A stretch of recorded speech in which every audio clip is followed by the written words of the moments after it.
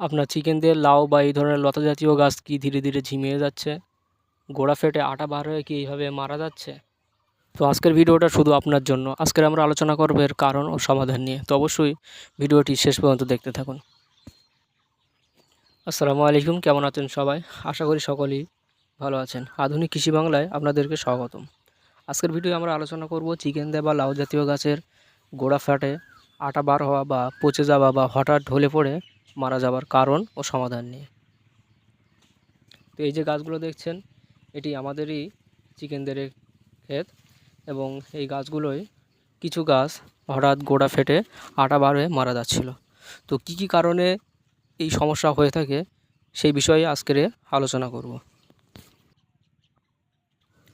প্রধানত তিনটি কারণে এই গাছ মরে যায় বা এই সমস্যাগুলো হয়ে থাকে।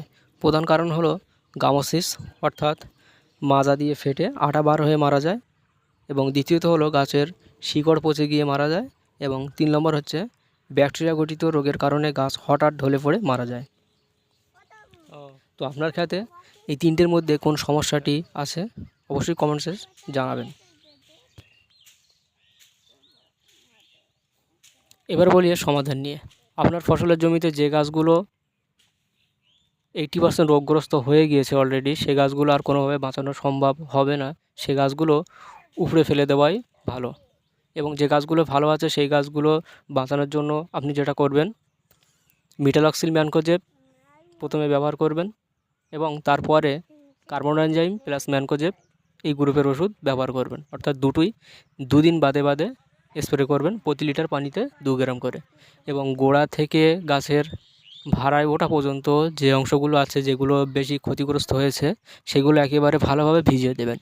এবং এরপরে যেটা করবেন 3 নম্বরে, ব্যাকটেরিয়া গঠিত রোগের জন্য আপনি স্ট্রেপ্টোমাইসিন প্লাস কপার অক্সিক্লোরাইড এটি ব্যবহার করবেন। প্রথম স্প্রে 4 থেকে 5 দিনের মধ্যে দ্বিতীয় স্প্রে করবেন। এবং অবশ্যই আপনার ক্ষেতের ড্রেন ব্যবস্থাটা পরিষ্কার রাখবেন যাতে অতিরিক্ত জল না জমে। অতিরিক্ত জল জমার কারণে অনেক সময় গোড়া পচে মারা যায়।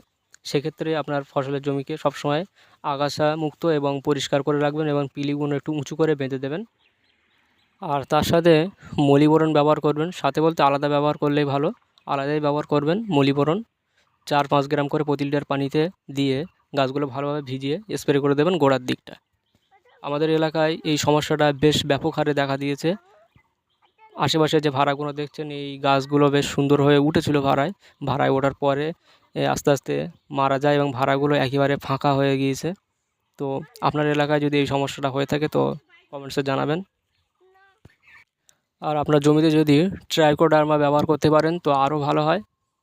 সকলেই জানি চিকেন দিয়ে একটি লাভজনক চাষ, কিন্তু এই সমস্যার জন্য বিগত কয়েক বছর চাষিরা বেশ ক্ষতিগ্রস্ত হচ্ছে।